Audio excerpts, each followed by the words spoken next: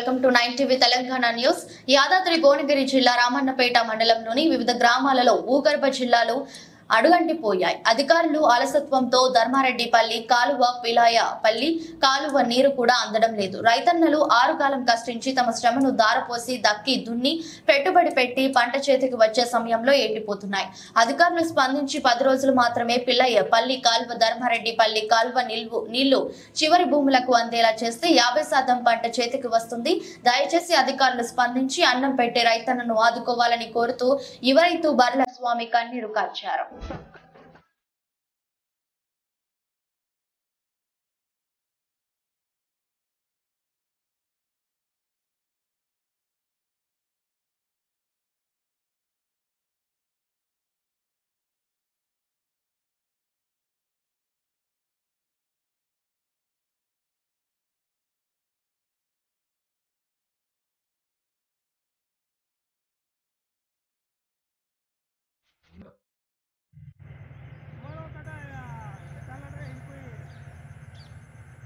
అంతేనా?